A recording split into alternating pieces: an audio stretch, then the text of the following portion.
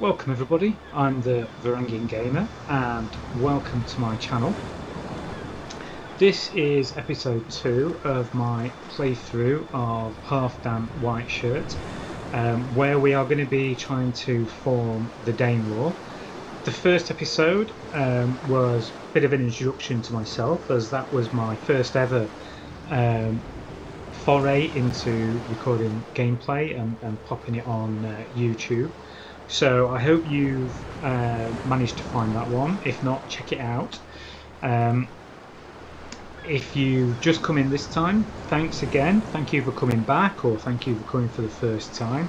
Again, probably not going to be the easiest thing to find, as I probably don't have a huge number of subscriptions, if any, at this stage. I know it's going to be probably a slow build for getting a bit of a following.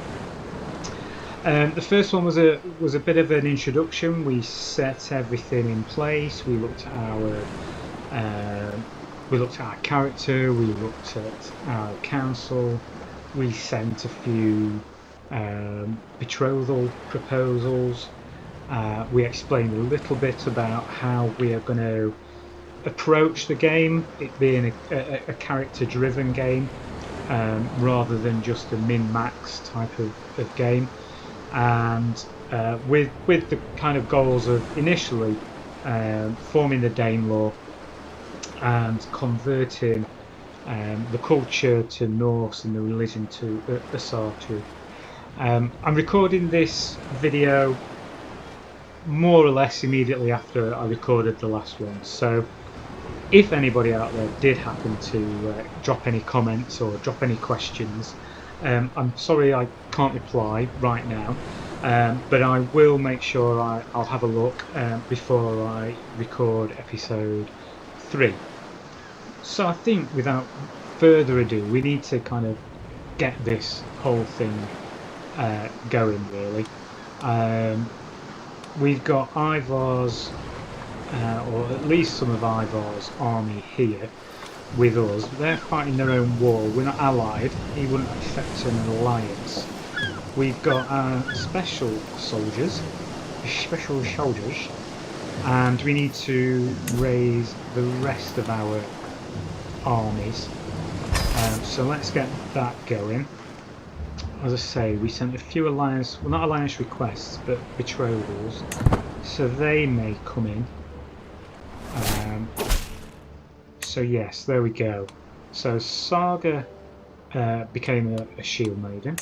Great. My dear brother, this is Jarl Sigurd, I gladly accept your betrothal proposition. And so we have an alliance there. Fantastic. Well, excellent. So up here, let's call Jarl Sigurd to join us in our war. It says he's going to accept. I think we've got another. So this was not a betrothal. This was just an alliance. So our brother, our good old brother Bjorn Ironside, he was already in the war with me. He'd already joined this war, but we didn't have a formal alliance. So yes, I'm honoured by your request, and will be glad to call you an ally. Marvellous news. Sounded very English. Very marvellous news. And there we go. There's the other one. So this is the other betrothal with Chieftain Ivar of Vastmanaland. That's somewhere across the North Sea. I'm glad that's at your betrothal, and we have an alliance. Excellent. So let's call on you, and that's another roughly 1,500 soldiers coming to our aid. We'll join these armies together, and I think let's go to the Barony of Dunholm. Aha, Jarl Sigurd accepts to join the war, as does Jarl Ivar. Fantastic. So they sound like they're marching and walking on crisps or something. I don't know. Crunchy something crunchy in the north of England. So we're besieging. I think let's split that army in half. There's not much of an army there. And let's go to Bebenberg, the Saxon name. I'm guessing that's Bamborough. Ella's army is coming into my land. Here are some of my allies in blue. The dynasty just unlocked mostly fair, so let's see if we can find our dynasty. That's the house, isn't it? Where do we find the dynasty? The legacies. So we are not the head of our dynasty, I don't believe, but we got somebody chose mostly fair, so popular opinion has been improved by 5 against. That's for all people within the members of the Sigurd dynasty. So popular opinion has gone by 5. Hunt and feast costs now cost 30% less. Who is the head? Oh, Jarl Ivar is the head of the dynasty. I presume, don't know why, is that based on the number of counties held? I think it could be. So Aella's men are coming to take Jorvik. So we've got a bit of time. I think we're going to win this siege. We've got raiders coming in as well. It's not good, but here comes more of our allies, which has scared Aella's army off. Yeah, you run away. Run away, sunshine. I will let those lads fight my battles. Fantastic. And we're going to win. Now I became the new head of the dynasty. So I don't know if it is, it can't be based on counties. I'm not too sure. So we took Durham and we took prison. It's put our war score up to plus 22. The battle probably gave us a bit of war score as well. And I imagine when we take Bebenberg in a few more days' time,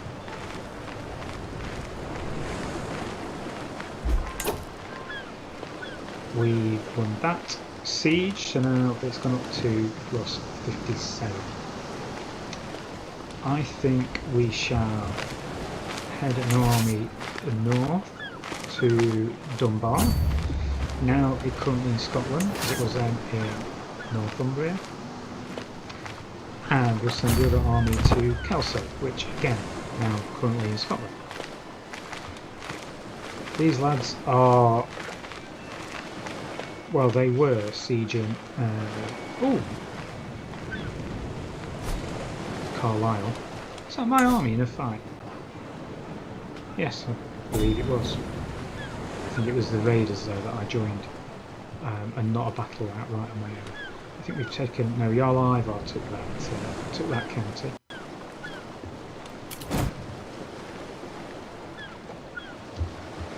I'm thinking this is going to be alright. Things are going well so far.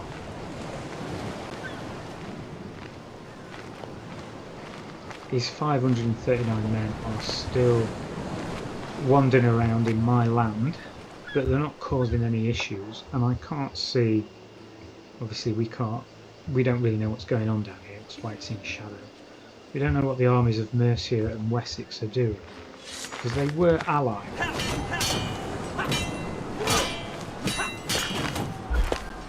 With Northumberland. So now we've taken Dunbar. I mean, nearly all his lands are going to be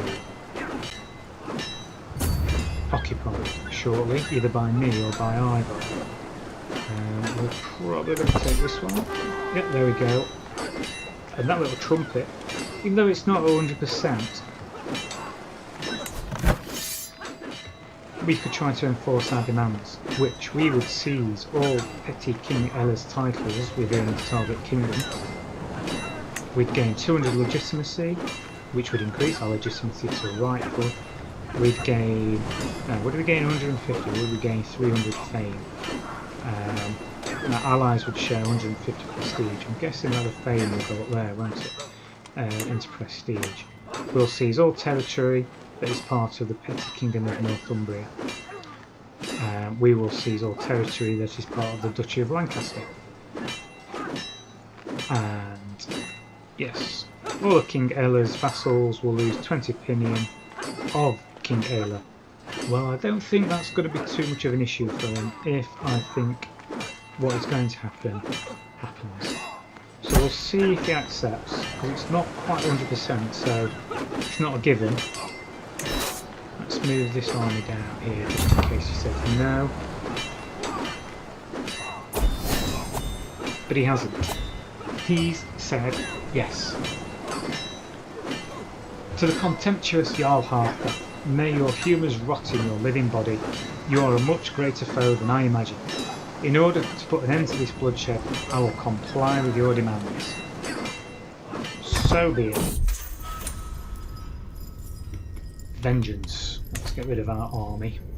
Finally, after all this time, it didn't seem like a long time, although we are now 28th of December, so nearly a year has passed. So yeah, okay. After all this time, I have the abhorrent petty King Aella of Northumbria at my mercy. When I heard of my father Ragnar's death at his hands, I swore I would have my vengeance, and I am a man of my word. There he is with his bad comb over. I think he's just seen himself in the mirror and realised that was a terrible mistake. And there's our old man look, old Ragnar Lothbrok. Yes. Well. Was executed on petty King Aella of Northumbria's order on the 1st of January 860, age of 64. So the options: I will tear his ribs into bloodwings, the much vaunted blood eagle form of execution that the Norse were renowned for. We gain 25 dread, we gain 150 prestige, and we kill petty King Aella. Every close member of Ragnar gains 30 opinion of me, and every close member of petty King Ella's family loses 50 opinion. This man is yours, Great Odin. We gain 250 piety. He's killed by us, and the same family opinions gain and losses apply, but it's I'm guessing a less brutal execution. Or I have other plans for him, no immediate effects. But because we were wrathful and callous, well, wrathful we are going to execute him, there's no doubt about that. And because we're callous, heartless and cold-blooded, I think we're going to do it in the most awful way possible by tearing his ribs into bloodwings and say goodnight to petty King Aella. And that's he is dead. Let's press the pause button for a moment. We are being raided by Chieftain Erikia, which I'm guessing is this chap here. No, Chieftain Aina, that one. We're being raided more than once. Is this Chieftain Erikia? It is. Okay, so they weren't necessarily raiding us at the beginning, but now we've conquered those lands. He is raiding us. Shall we just go and tell these raiders to, you know, we're fellow Vikings. Don't be raiding us, lads. Don't know whether I'll get there before that raid completes. Don't know whether I'll get to that one before the raid completes, but we will try. It says there we will win decisively, so we will see them off, and we should do, because there's only, what, 281 of them, and there's 2,500 to 3,000, depending on which one goes, to see them off. Right, what other things happened following that war? Let's just get rid of the raiders. We are now above our domain limit, so because we've got a stewardship of 10, we don't have the skills to manage all these holdings. So I'd like to keep the ones that are in Jorvik. So we also need to perhaps go for Lindsey next from Mercia, so we can complete and get the whole Duchy of Jorvik under our control. So yes, I think we will keep Jorvik, so that's 3. We do have all the land of Northumbria at the moment, so I'm thinking I will give perhaps those and create a new vassal. So there will be Bamburgh, Carlisle, and we'll say Durham. We will give these, we will grant them to. We will grant them to definitely somebody who is Norse and definitely somebody who is Saxon, which I don't think really changed a great deal here. We don't necessarily want somebody who's good at intrigue, because we don't want people plotting. We don't want my vassals plotting behind my back. Who looks like they might be a good one?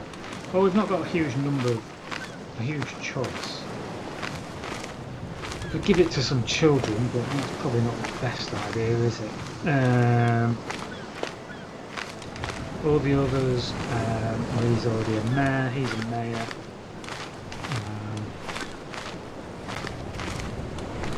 He's my steward.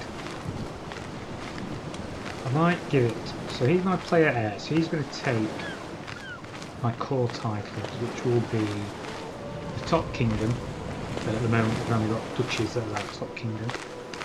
He will also take Jorvik. So maybe our other son can have Northumberland, Durham and Cumberland. Bamburgh, Durham and Carlisle. Have those 3 titles. My son, and never say I don't give you anything. So he's become our vassal. It still leaves me 1 domain over my holding limit. So I'm thinking one of Kendal or Lancaster.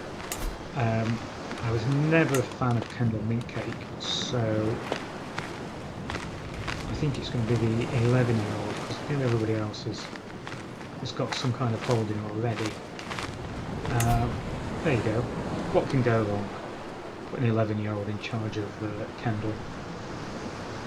He would probably love Kendal Mintcake. His teeth might not last till his... How old is he? How old is he now?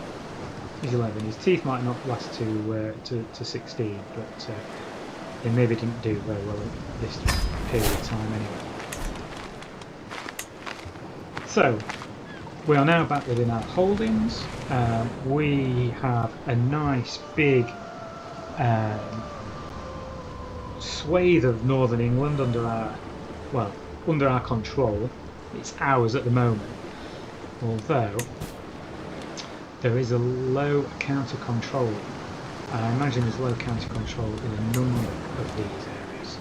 If we let it move on a day, we can use our marshal to increase the counter control.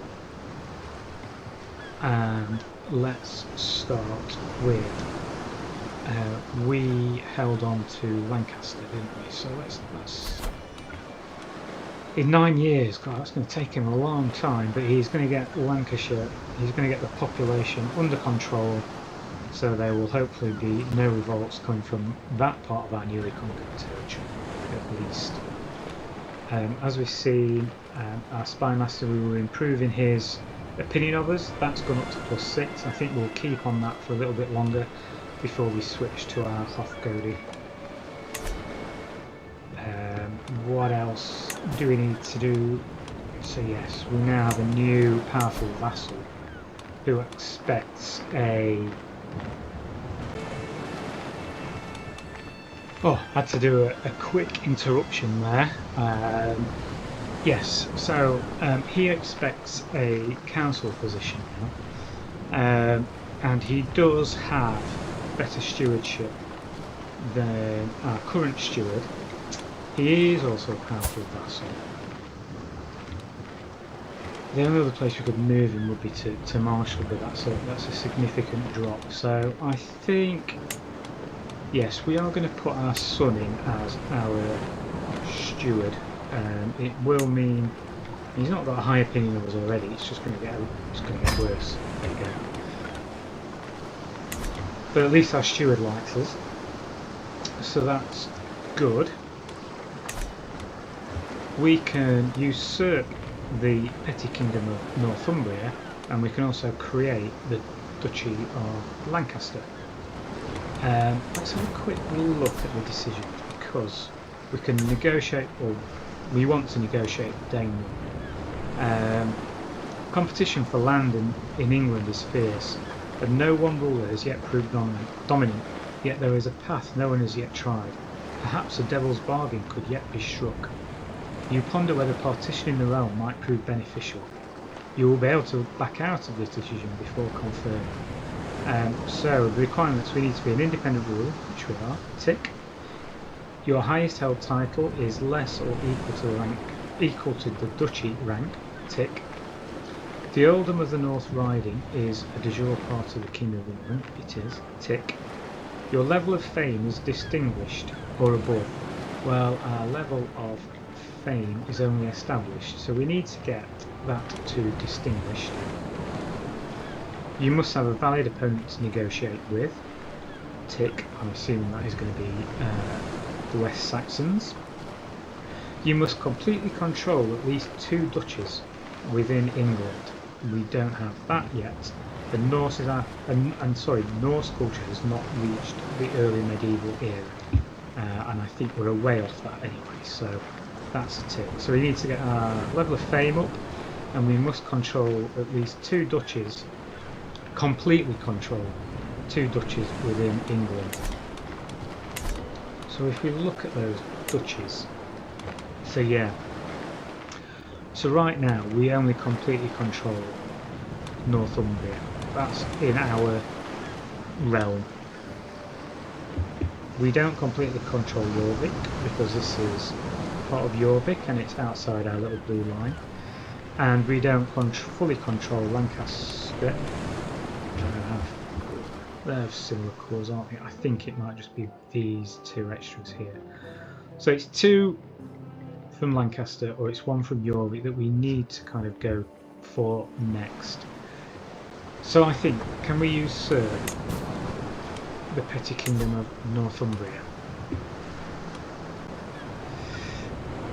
No, we cannot usurp it. We cannot usurp the primary title of somebody who is fighting a war.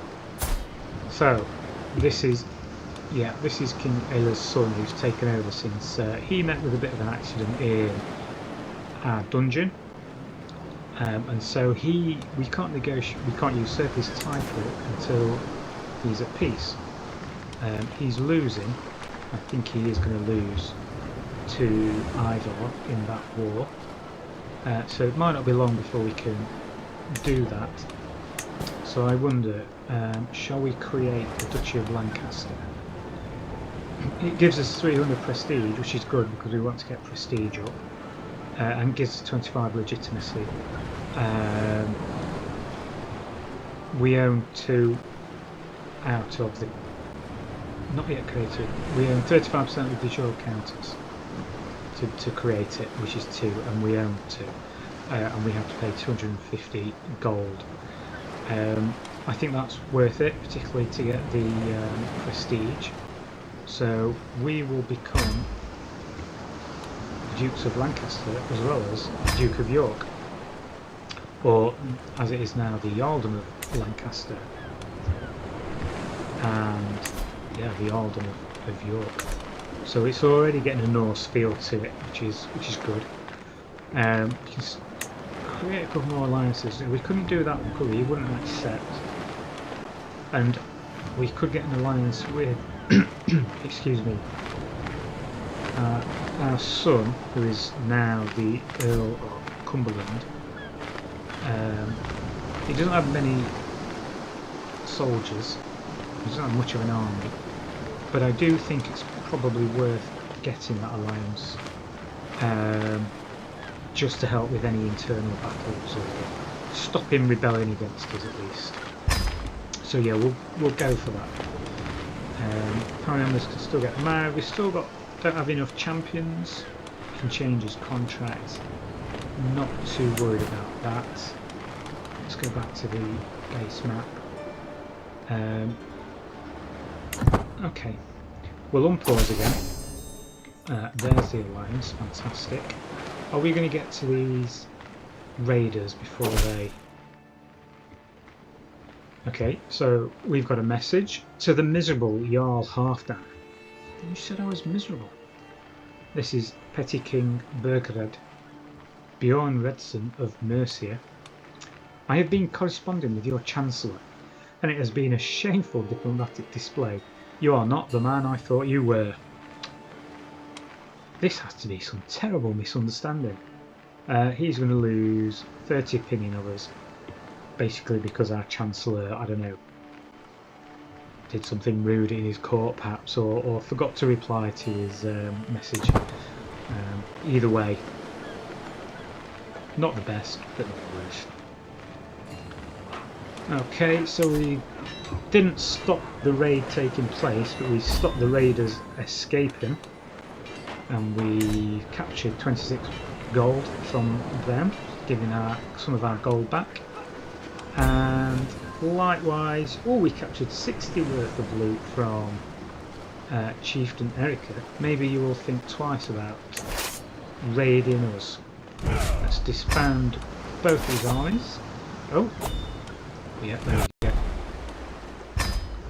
Oh no, wait, he's having another go. Oh no, he's not. I thought he was going to raid us again. No, he just stopped at Carlisle Castle to take in Hadrian's Wall. Yeah, he's off. I thought that would have been very foolish of him to raid us again. Let's get rid of those notifications. We don't want to hold a grand tournament. We could, now that... Okay, let's press pause. We could raise a runestone. It is customary among Norse to erect carved monuments to commemorate important events. The death of a loved one, the settling of a dispute, the acquisition of land, and so on. Perhaps I could benefit from such a rock. So if we did this, well, the overall cost is going to be 50 gold. Well, we just took 60 gold loot from the raiders, which was probably ours anyway. We'd gain 250 power piety. We'd gain 350 prestige, which, yeah, that would put us on to distinguished. So that would be another tick off the Danelaw requirements. All modifiers are stronger when erected in cultures that use runestones, which I don't think any of them are currently Norse, they're probably still Saxon, Anglo-Saxon. All direct vassals that also use runestones gain 10. I think that's worth it. Every runestone tells a message of some significant event in the life of the commissioner. From the smallest peasant to a jarl like myself, the stone records all. What shall this monument speak of? Perhaps my vanquished foe, Petty King Aella. The runestone will speak of your victories in conquest. You want me to pay how much for a giant painted boulder? We get our 50 back, I believe. But no, we are going to do it. We shall pop up the runestone. Where shall we place it? Now that I've decided what to put on my runestone, the question remains where to place it. Memorials to victory, such as my triumph over Petty King Aella, are a constant reminder of a war's glorious end. They are best placed in areas that require encouragement to cooperate. Of course, one or two spots spring to mind. So I think Lancashire, because that probably does have low control at the moment, and its control growth will go up by 0.2 a month. So yes, Lancashire. Let's have a runestone in Lancashire. And whilst we are there, so we have completed one war. We defeated our arch enemy King Aella. We executed him in a particularly brutal way, I think that's probably a good place to end episode 2. Episode 3, we will look quite quickly at, I think, taking on Mercia. And can we take the county of Lindsey, which would complete our Jorvik and probably enable us to negotiate the Danelaw. They only have an army of 830. They are winning a battle. Which battle are they winning? Jarl Ivar is fighting against East Anglia, and they are helping the East Anglians out, and they are winning that war, probably because all Ivar's soldiers are up here at the moment. Yes, we will look at that in the next episode, which would be episode 3. Any comments, questions, please leave them in the chat below. That would be fantastic. If you can give me a like, super. If you can give me a dislike, okay. Give me a comment as to what can be improved. And if you'd be so kind to give me a follow, I would be absolutely delighted. But until next time, look after yourselves and cheers!